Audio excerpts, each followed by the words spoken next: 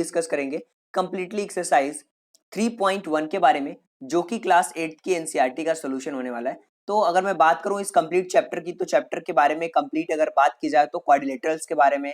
इस चैप्टर का नाम है अंडरस्टैंडिंग द क्वाड्रिलेटरल्स। तो आपको पता होना चाहिए कि एक्चुअल में क्वाड्रिलेटरल्स होते क्या। अगर मैं बात करूं क्वाड्रिलेटरल्स की, तो जो क्वाड्रिलेटरल्स होते हैं वो कैसे जनरेट होते हैं। देखिए, सबसे पहले एक लाइन होती है, तो इसे हम लोग बोलते हैं लाइन। अगर दो लाइनें आपस में आती हैं तो यहाँ पे जनरेट होता है हमारा एंगल। अब बात करते हैं जहाँ पे तीन लाइनें होती है, वो होता है हमारा ट्राइंगल। लेकिन जब लाइनें चार हो जाती हैं, तो यहाँ पे जैसे 1 2 3 एंड 4, तो ये होता है हमारा जनरेट क्वाड्रिलेटरल्स। यानी किसी क्वाड्रिलेटरल के अंदर चार साइडों का होना बहुत जरूरी है। वहां इस तरीके से हमारा बनता है क्वाड्रिलेटरल्स। और क्वाड्रिलेटरल्स को हमने अलग अलग टाइप्स में डिवाइड किया हुआ है। लाइक कुछ होते हैं हमारे रेगुलर और कुछ होते हैं इररेगुलर क्वाड्रिलेटरल्स। अब रेगुलर क्वाड्रिलेटरल्स क्या होते हैं? जिनकी साइड और एंगल सेम होते हैं। जैसे अगर मैं बात करूं स्क्वायर की, तो ये हमारा रेगुलर, ये हमारा जो है वो रेगुलर क्वाड्रिलेटरल का एग्जांपल है। इसकी साइड और इसके साइड्स और एंगल चारों क्या है? बराबर है। यानी कि ये साइड इसके बराबर है, ये साइड इसके बराबर है, और इसके एंगल भी आपस में क्या है? बराबर है। तो ये रेगुलर क्वाड्रिलेटरल का एग्जांपल है। वैसे ही अगर बात की जाए इररेगुलर एग्जांपल्स, इररेगुलर की, तो ये देखिए ट्रेपेजियम भी एक क्वाड्रिलेटरल है जिसके अंदर चार साइडें हैं, लेकिन ये इररेगुलर का एग्जांपल है। व्हाई? क्योंकि इसकी जो साइडें हैं वो आपस में बराबर नहीं है और ना ही इसके एंगल बराबर है। तो ये क्वाड्रिलेटरल्स के टाइप्स हो गए, जिनको अलग अलग टाइप्स में डिवाइड किया गया। आप देख सकते हैं kite, parallelogram, trapezium, rectangle, isosceles trapezium, square, इसके अलावा रोम्बस, अलग अलग टाइप से हमने डिवाइड किया है। इसके अलावा चैप्टर 3.1 को समझने के लिए कुछ और चीजों की जरूरत पड़ेगी, जिसमें हमें ध्यान से पढ़ना होगा कर्व्स के बारे में कि कर्व्स क्या होते हैं। देखिए, कर्व अलग अलग टाइप्स के होते हैं। सिंपल कर्व होते हैं, क्लोज कर्व होते हैं, इसके अलावा ओपन कर्व होते हैं। तो सबसे पहले हम समझेंगे कि ओपन कर्व क्या होता है। देखिए, ओपन कर्व ये होता है कुछ जैसे मान लीजिए कुछ लाइनें हैं और इसको ड्रॉ की जाए जो एक दूसरे को क्रॉस नहीं करती है, वो हमारी कर्व कहलाती है। देखिए, ये जो लाइन में ड्रॉ कर रहा हूँ, ये एक दूसरे को क्रॉस नहीं कर रही है, तो ये हमारा एक कर्व का एग्जाम्पल हो गया। आप ये ऐसे भी कर सकते हैं, ये जो है ये ओपन कर्व है। अगर इसको यहां से मिला दिया जाए तो ये क्लोज कर्व का एग्जाम्पल बन जाएगा। और सिंपल कर्व क्या होते हैं? जो एक दूसरे को क्रॉस नहीं करते हैं। क्लोज कर्व जो जिसका starting point ending point same हो जाता है, यानी कि आके इस कर्व को हमने इस स्टार्टिंग पॉइंट पे ही मिला दिया, तो ये हमारा जो एग्जाम्पल हो गया, ये हमारा क्लोज कर्व का एग्जाम्पल हुआ। अब बात करते हैं पॉलीगन की कि पॉलीगन क्या होता है। देखिए, जो पॉलीगन होता है वो सिंपल एक कर्व होता है, क्लोज कर्व, जो लाइन सेगमेंट की मदद से बनता है। पॉली का मतलब होता है मेनी, और जो जिसमें बहुत सारे लाइन सेगमेंट होते हैं वो हमारे पॉलीगन कहलाते हैं। जैसे देखिए, फॉर एग्जांपल अगर मैं समझाऊं आपको, पॉलीगन, ये एक पॉलीगन का एग्जांपल है। ये एक पॉलीगन का एग्जांपल है जिसके अंदर लाइन सेगमेंट की मदद से ये चीजें बनी हुई हैं। तो दो चीजें होती हैं जिसमें हमें समझना होगा कि पॉलीगन में जो दो चीजें हैं वो है हमारा एक कॉन्वेक्स कर्व और एक होता है हमारा कॉनकेव कर्व। तो आपको सबसे पहले मैं बताता हूं कि जो कॉन्वेक्स कर्व होता है वो क्या होता है। अगर मैं बात करूं कॉन्वेक्स कर्व की, तो यहाँ पे आपको समझना होगा कि कॉन्वेक्स कर्व के अंदर, जैसे सपोज कीजिए ये हमारे पास एक पॉलीगन है, और इस पॉलीगन के अंदर जो इंटीरियर एंगल होगा, इंटीरियर एंगल इसके 180 से कम होने चाहिए, वो हमारा होता है कॉन्वेक्स कर्व। यानी कि लेस देन 180 होना चाहिए, यानी 180 से क्या होना चाहिए? कम होना चाहिए, जो इसका इंटीरियर एंगल है, ये हमारा कॉन्वेक्स कर्व हो जाएगा। अब कॉनकेव कर्व क्या होगा? कॉनकेव कर्व वो कर्व होता है जो जिसका इंटीरियर एंगल ग्रेटर होगा 180 से, जिसका इंटीरियर क्या होना चाहिए? ग्रेटर होना चाहिए 180 से, वो हमारा कॉनकेव कर्व कहलाता है।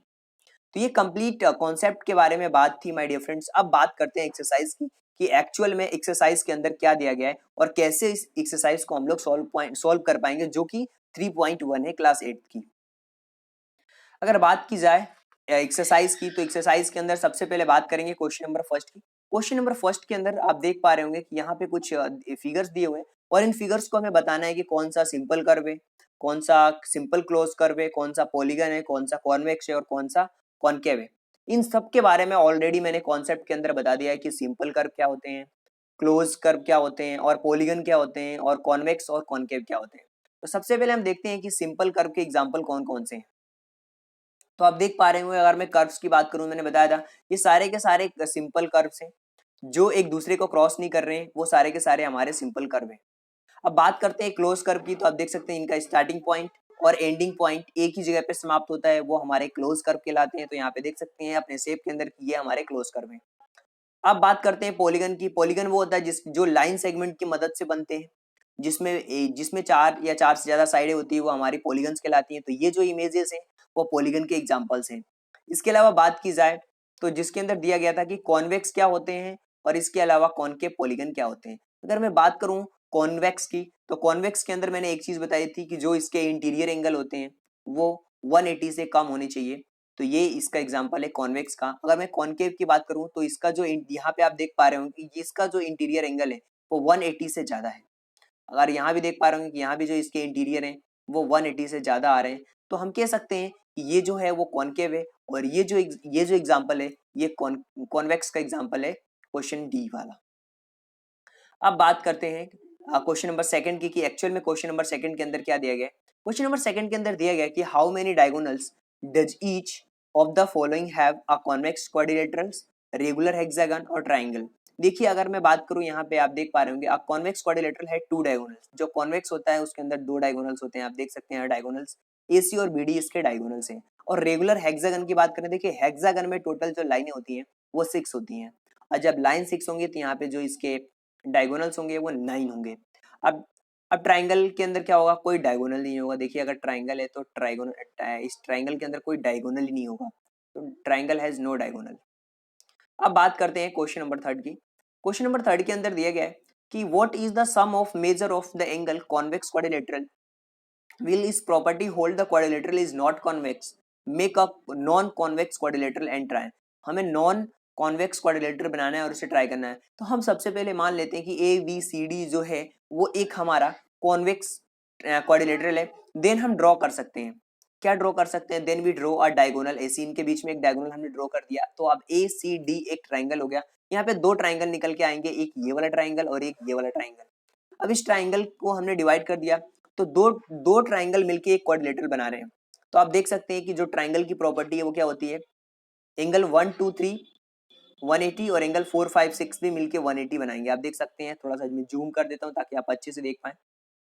ये देखिए एंगल 1 2 3 मिलके यहाँ पे 180 बनाएंगे और 4 5 6 भी मिलके 180 बनाएंगे। तो ये जो इस इनकी प्रॉपर्टी आएगी, हम कह सकते हैं कि जो कॉन्वेक्स क्वाड्रिलेटरल होगा वो 360 का होगा। तो हम कह सकते हैं कि yes if quadrilateral not convex, यदि जो हमारा क्वाड्रिलेटरल है वो कॉन्वेक्स नहीं होगा तो प्रॉपर्टी विल आल्सो अप्लाइड, तो प्रॉपर्टी अप्लाइड हो सकती है। अब हम बनाते हैं नॉन कॉन्वेक्स का एग्जांपल। अब नॉन कॉन्वेक्स के अंदर हम लोग क्या करेंगे, क्वाड्रिलेटरल्स बनाएंगे और ज्वाइन करेंगे BD which divides the quadrilaterals two triangle. यहाँ भी दो टाइप्स में हम इसको डिवाइड करेंगे, 2 पार्ट्स में। तो यहाँ पे आप देख सकते हैं कि हमने 2 पार्ट्स में डिवाइड किया हुआ है, हमने बनाया यहाँ पे कॉनकेव। तो यहाँ पे भी आप देख पा रहे हैं कि 360 आ रहा है, दोनों ही कंडीशन में 360 प्रूव होके आ रहा है। जब 360 आ रहा है तो हम कह सकते हैं ये दोनों चीजें जो बोली गई थी वो कंप्लीटली यहाँ पे प्रूव हो रही हैं। जैसा कि बोला गया था कि हमें बताना है कि hold if quadrilateral is not convex will a property, क्या इसकी शो करेंगी। बिल्कुल ये चीजें बिल्कुल करेक्ट है कि यहाँ पे जो इसका आंसर आ रहा है वो 360 ही आ रहा है। जो इसके एंगल्स आ रहे हैं वो 360 आ रहे हैं। किसी भी अगर मैं क्वाड्रिलेटरल की बात करूं, किसी भी क्वाड्रिलेटरल की बात करूं तो जो इसका इंटीरियर एंगल होता है वो 360 ही होता है। अगर 180 से एक एंगल उसका कम है तो वो हमारा कॉन्वेक्स का एग्जाम्पल बनता है, और 180 से एक एंगल ज्यादा है तो वो हमारा कॉनकेव का एग्जाम्पल बन जाता है। लेकिन एट द लास्ट जो उसका सम आने वाला है वो 360 ही आने वाला है। अब बात करते हैं, एग्जामाइन करना है इस टेबल को और इसके बेसिस पे हमें बताना है कि क्या क्या आंसर्स आ सकते हैं। देखिए अगर मैं यहाँ पे आप देख पा रहे होंगे एक चीज कि अगर मैं ट्राइंगल की बात करूं तो इसके 3 साइडें होती हैं, क्वाड्रेटर में 4 होती हैं, पेंटागन में 5 और हेक्सागन में 6 होती हैं। यहाँ पे हम एक चीज देख पा रहे हैं, यहाँ पे जो फॉर्मूला निकल के आ रहा है n-2 इंटू 180, n-2 इंटू 180, और जो n है वो नंबर ऑफ साइड है। तो यहाँ पे देखिए अगर 5 का निकालना है हमें तो 5 पुट करेंगे तो 5-2 इंटू 180, तो 3 इंटू 180, तो 3 इंटू 180 करेंगे तो यहाँ पे जिसका आंसर निकल के आएगा वो 554 आएगा, यानी कि 554 आएगा इंटीरियर एंगल। तो वैसे इसी के बेसिस पे हमने देखा है 7 का भी हमने निकाला तो 900 आया, 8 अगर होगा n तो यहाँ पे 1080 आएगा, 10 होगा तो यहाँ पे 1440 इसका आंसर आने वाला है। यानी कि when n equal to n, जब when n equal to n होगा तो यहाँ पे जो इसका पॉलीगन का जो एंगल सम प्रॉपर्टी आने वाली है वो निकल के आ रहा है n-2 इंटू 180। अब बात करते हैं क्वेश्चन नंबर 5 की कि एक्चुअल में क्वेश्चन नंबर 5 के अंदर क्या बोला गया है। अगर मैं बात करूं क्वेश्चन नंबर 5 की, तो यहाँ पे बोला गया what is a regular polygon, कि रेगुलर पॉलीगन क्या है।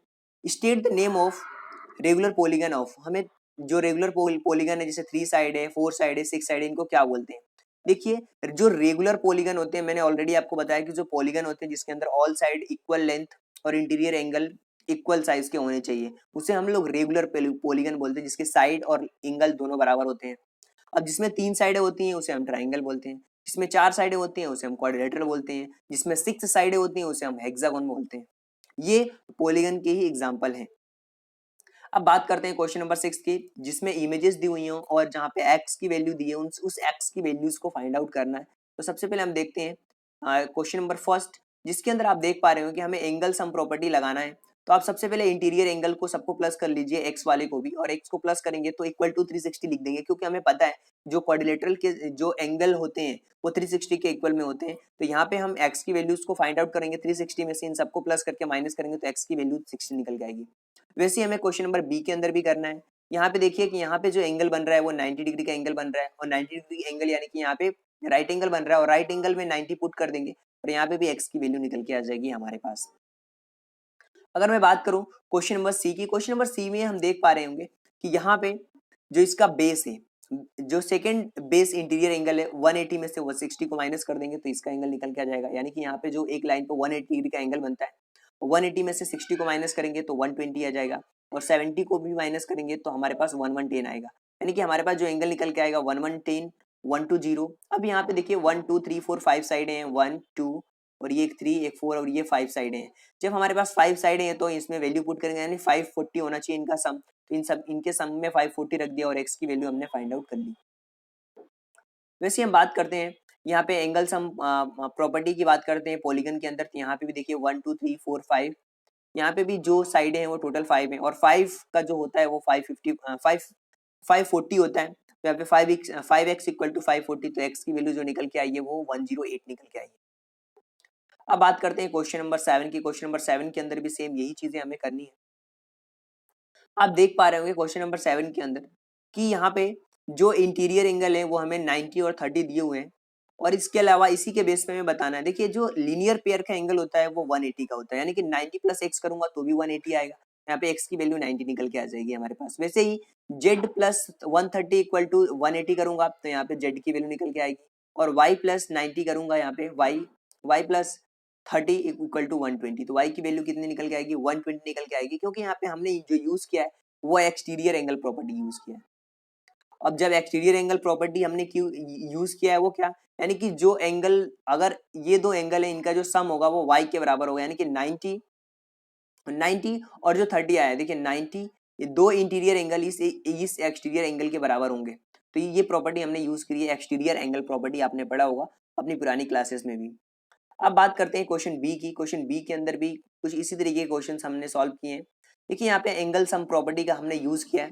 तो यहाँ पे जो n की वैल्यू है वो 100 निकल के आई है, क्योंकि हमें पता है कि जो क्वाड्रिलेटरल के इंटीरियर एंगल होते हैं वो 360 होते हैं। यहाँ पे n की वैल्यू निकाल ली हमने। अब हमें पता है लीनियर पेयर के बेसिस पे हमने इन सबको इक्वेशंस में चेंज किया।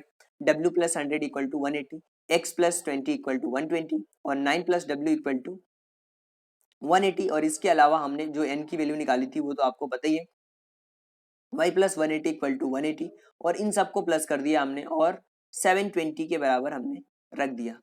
जैसे 720 के बराबर हमने रखा इन सबको, तो यहाँ पे जो हमें देखने को मिला यानी कि 180, 180, 180 और 180, इन सबको हमने प्लस किया तो 720 आया, और यहाँ पे जो वैल्यू निकल के आई है x y z और प्लस w इक्वल टू 360 निकल के आई है।